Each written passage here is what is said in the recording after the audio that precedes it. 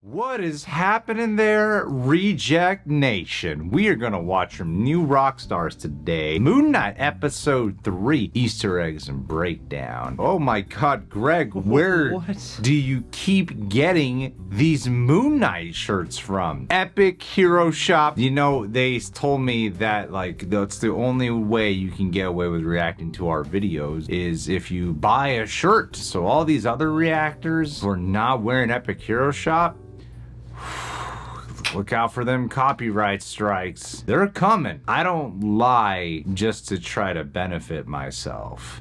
What do I look like? Amber Heard. Oh, shots fired at Ezra Miller. Oh, take that. Yeah, J.K. Rowling. We're controversial. Okay.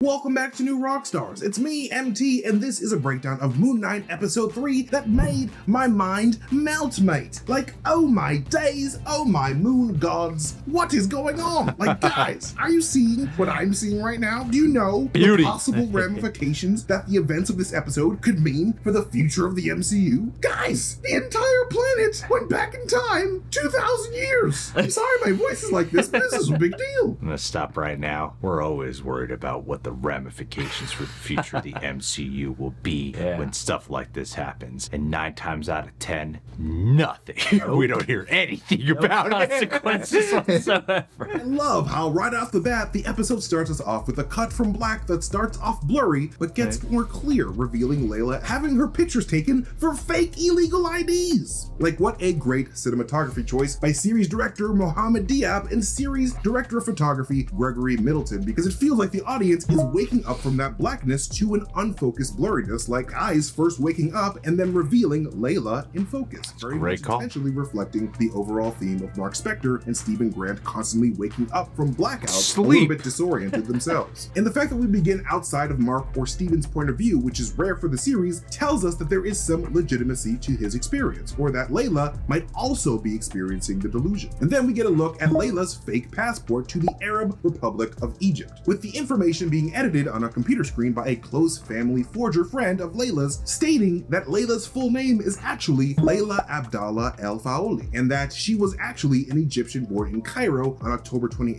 1994, on a day when the moon was actually in its waning crescent phase, I might add, which is quite interesting considering Layla's personal choice of murder jewelry in the form of a shoulder-stabbing crescent-shaped necklace. Oh, I love that attention to detail. Hint at a possible family connection with the moon god Khonshu himself, as that necklace could be a family heirloom of sorts. That is a good point, because they keep reminding us that Khonshu really wants Layla, but they haven't specified why necessarily. But I think this latest episode probably gave the most clues, and then you add that on top of it, stands to reason that's something to do with her lineage, is why she would be the perfect vessel for Khonshu himself. Or he's a perv.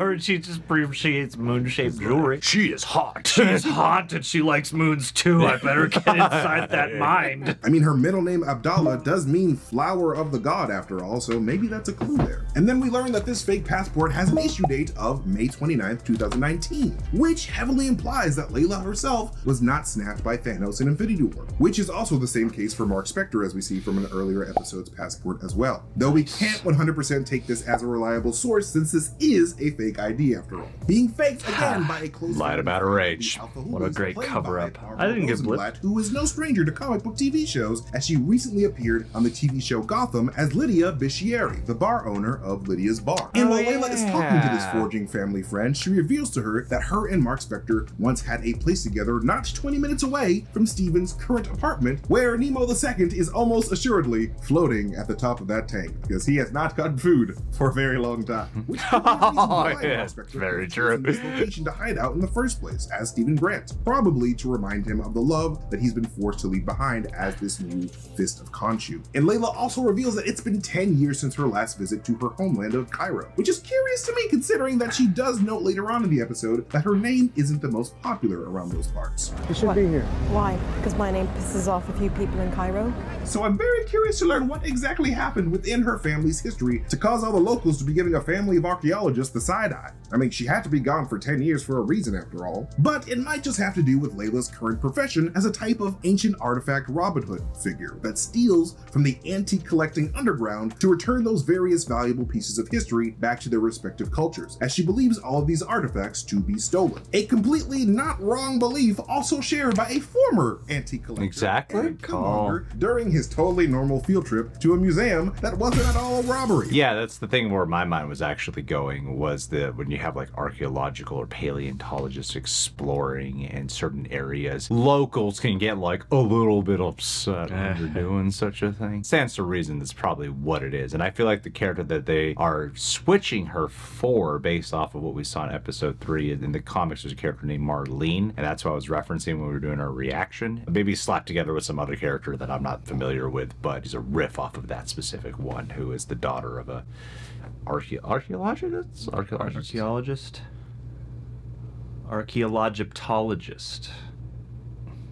Belongs in a museum. And because we know that she deals with black market antiques, this might just mean that she knows the power broker from Falcon and the Winter Soldier, who we already know loves antiques and all like paintings and all that stuff. So And I do Madripoor. expect Sharon Carter to pop up at some point this season, especially since the pirate country Madripoor is literally name dropped a little bit later That's in a the episode. good After Magical, point. I'm sure you two will have a lot to talk. That's a Then solid the point. two ladies reminisce about Layla's late father, who was an archaeologist that apparently brought his daughter along on all of his digs, possibly alluding to the dead archaeologist hinted at in the last episode. This, of course, sounding extremely similar to the circumstances of comic Mark Spector's love interest, Marlene Alaram, whose father was gunned thank down God I by said a it. crazy mercenary named Bushman during Mark's origin story in the comics. But we also learned from this forger lady that Layla's father liked to call Layla his little scarab, possibly linking Layla and her family to the series MacGuffin, the Golden Scarab, leading to the greatest treasure of all, Robin Williams in the Cave of Wonders. Just kidding, that's another Disney-owned franchise. I mean, the Tomb of Amit. Like maybe Layla was always meant to be Amit's true avatar. Who knows? And then we get the Marvel Studios logo coming in. Maybe she just gets under your skin, like the 1999 DJ movie. Kaboo, called Enta, which is actually a bop and a dope way to hint at the faithful portrayal of a modern-day Cairo that Moon Knight director Mohamed Diab was extremely keen on delivering, even going as far as calling Egypt's depiction in Hollywood media, like, you know, Wonder Woman 1984, disgraceful. His words, not mine. I haven't even seen Wonder Woman 1984, so I can't even hate on that movie.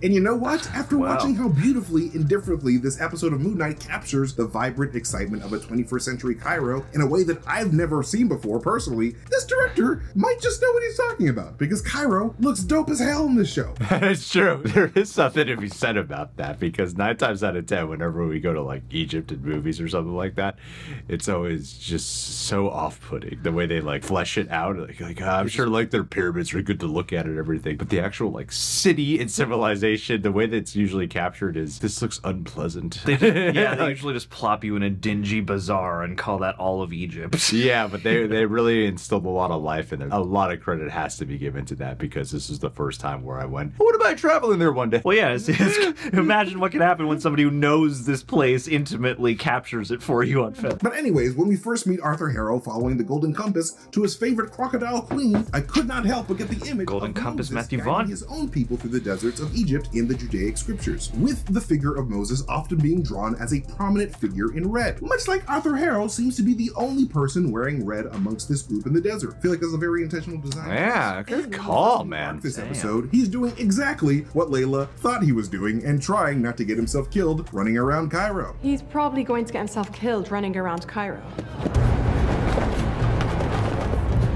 And when Mark gets into a fight with some dramatic knife fighting guys, with the lead one even tossing a knife up to the camera like some sort of cool guy, giving us a slow-mo zoom in of that knife throw that reminds me of the Wasp dodging knives in the kitchen in Ant-Man and the Wasp. Wait a minute. We saw at this one point, though, when he was running through the clothesline, that he lost his hat. Oh. And then later on, he's wearing that hat. Did he run back to get that hat? Or did he steal another hat and I'm not remembering that scene? Khonshu just has his own hat. Summon the hat! Summon the hat! Summon the hat!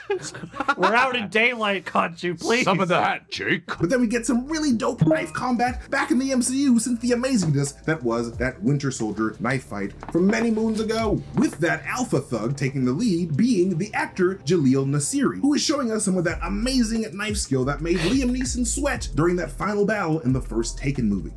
Cool. Oh, damn. And then He's we the see knife Mark guy. even pulling a punch before choosing to slap this young thug over here, which sort of calls back to his other personality's conversation with Arthur Harrow's last episode when he brings up his blatant objection to hurting children. What about a child?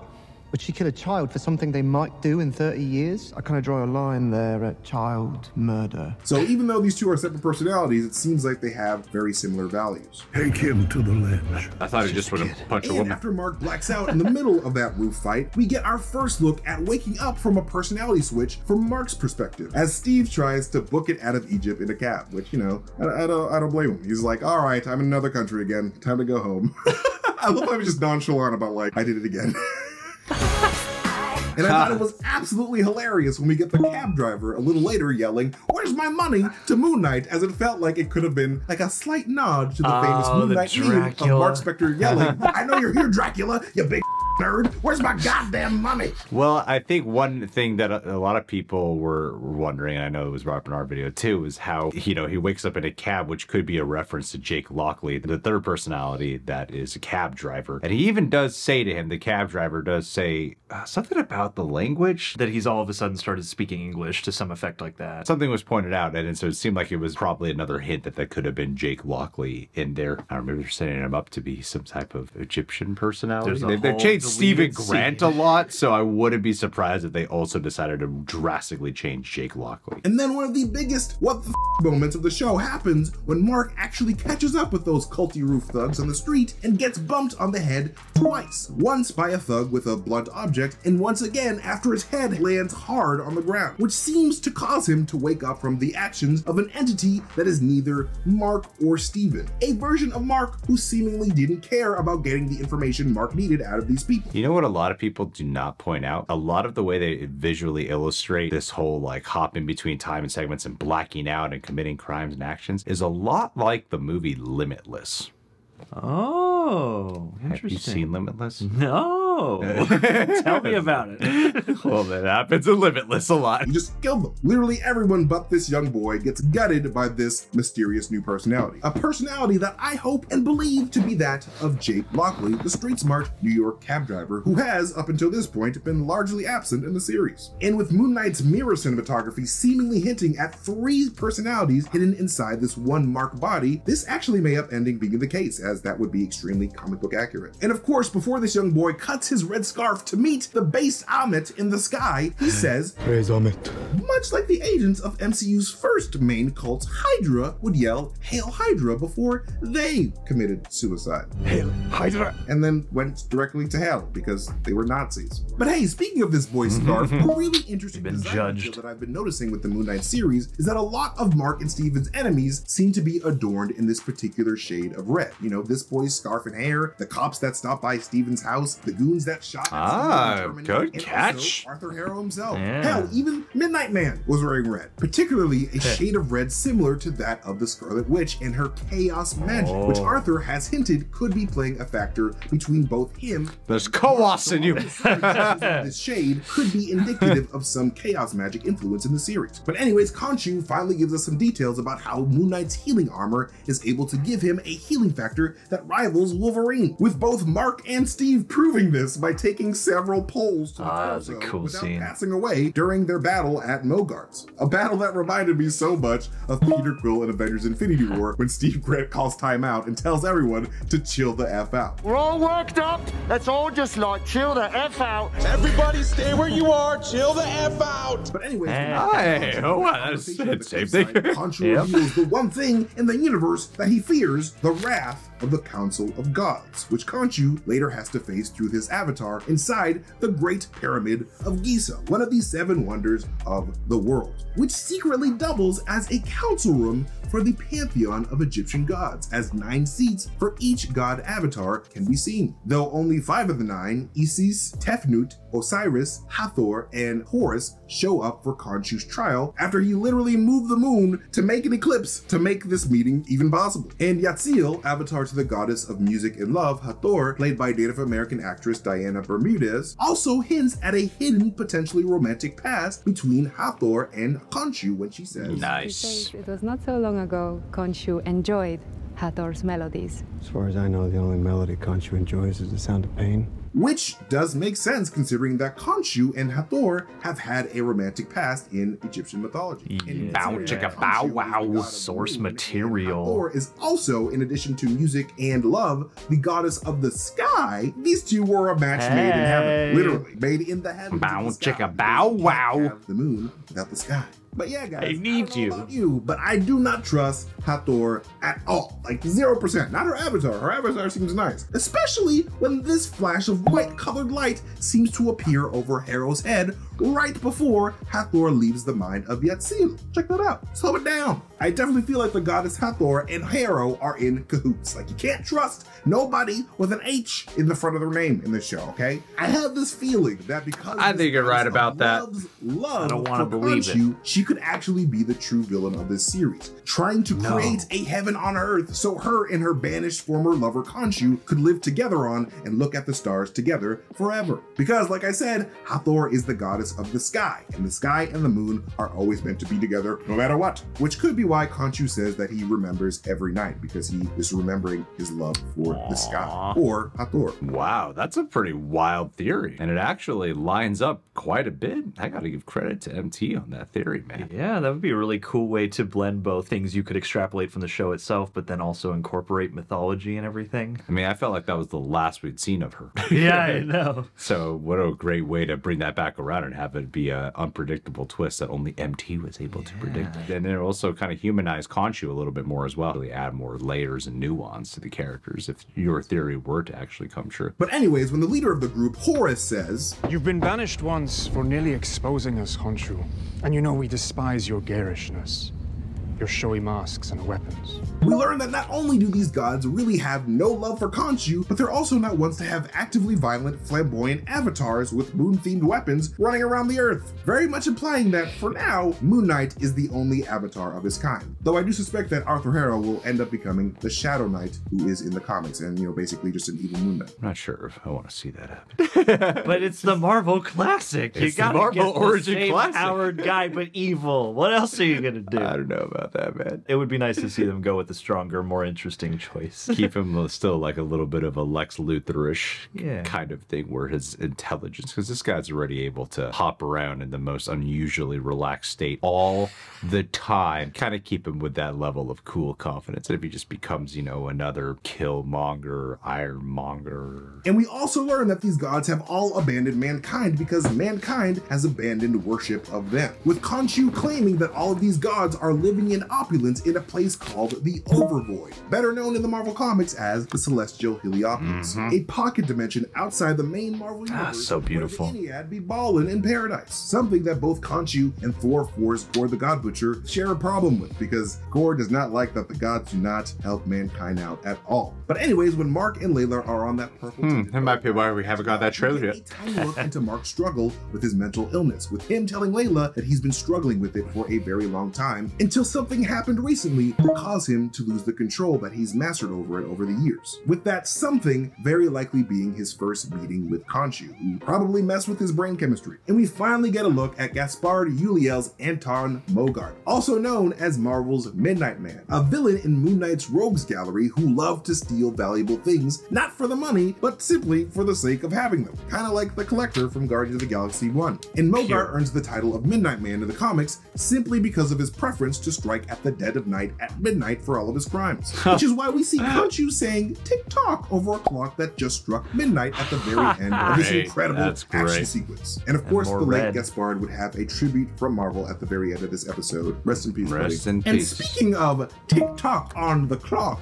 guys, I'm not quite sure if you missed this, but it kind of seems like Khonshu, in an effort to, you know, return the stars to the position that they were 2,000 years in the past, when Senfu first marked the tomb of Amit, thought that the only way to do that was to change the sky itself by turning back time, which could be the reason for the beautiful light show at the episode's end. It's literally the stars in the sky going back in time. And how exactly can Khonshu do this? By manipulating gravity, something that the moon is heavily associated with, and possibly why Khonshu was able to effortlessly cause an eclipse earlier on in the episode by moving the moon. And guys, if this is the case and the Earth has been sent 2,000 years into the universe's past, do you guys know what this means? This means that the Infinity Stones are back, Asgard is back, Xandar is back, Hela is back, Ego, the living planet is back. The entire universe is just 2,000 years younger. Like guys, in my opinion, this is potentially one of the biggest things to happen to the MCU since the snap. Mostly because we see Khonshu turned to stone before he can put this guy back where he found it. Like man, oh man, can I not wait to see how this could potentially change the entire MCU game for Phase 4, because this is freaking nuts, man. Freaking nuts. I think that is so cool and so true. I don't think they're gonna do anything. I don't think it's gonna amount to anything. I really don't. I don't know if they'll even bother to put the sky back. Like, I'm pretty sure that might be the last we should hear of this. Come on, man. I think freaking happened with like Kang the Conqueror and freaking Loki was more monumental and instrumental. I'm sure we'll have an effect probably in Multiverse of Madness and such. Back to what I said earlier, there's always something that's like, this could change everything, and it just doesn't. There should be a list of all those events, because you know that they'll come back to them 10 years down the line and make them significant when they need new story ideas. But I would love to be wrong. And finally, we end the episode with the revelation that not only did Arthur Harrow truly enjoy hurting in the name of Khonshu, but that Khonshu was the very reason why he chose this weird path of healing, because Khonshu was the one who gave him a taste for blood and destruction. And he even goes as far as to thank the imprisoned Khonshu for his victory to come. And man, you know Ethan Hawke can act when you forget that he's straight up sassing a statue of a bird for like 60 seconds. But anyways, that is it for this breakdown of Moon Knight episode 3. What do you guys think of this episode? Like, do you guys think that I'm crazy and the Earth didn't actually go back in time 2,000 years? Because it looks like that's what happened. Let us know what you thought in the comment section below, my nerd babies, because I want to hear it. I want to hear it. But anyways, thank you guys so much for watching this video. You can follow me at Mastertainment on Twitter if you want to see me tweet some really weird shit and really fun theories. More importantly, you can follow New Rockstars wherever we are on social media. Thank you guys so much for watching this video. I love you guys so much, and I appreciate you guys always spending time with me. Seriously, I love you. See you guys next time. What?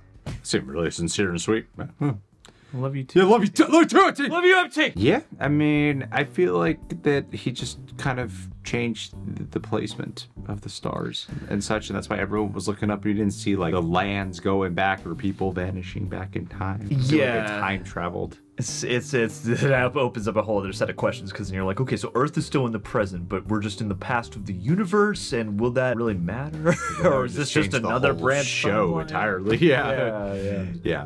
I don't think so. Don't think too hard about it. Yeah, when you apply the science to stuff, stop it. Stop it. Because simply moving the moon to create that eclipse is going to ruin a bunch of stuff here on Earth. And that didn't happen, so. All right, guys. Well, what do you think? Leave your thoughts down below. You can subscribe, click that bell, hit that like button. Last but not least,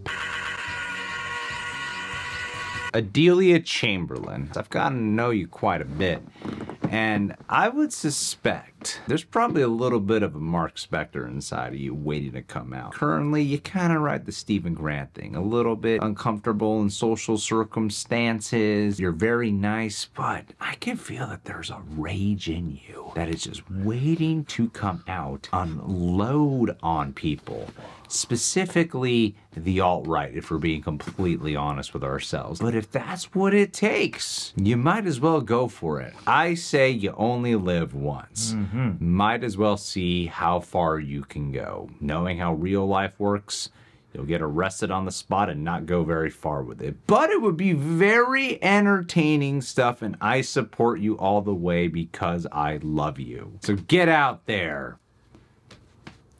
Halfway towards succeeding in breaking a guy's window. I don't know where you guys were going. I was thinking something like petty shit. Yeah. Slash a Nazi's tire today. Yeah, not like actually hurting people. Yeah, it's messed up, you know? Yeah, that's too far. You guys are sick. What are you, Ezra Miller? Oh, topical. Shots fired at T.I.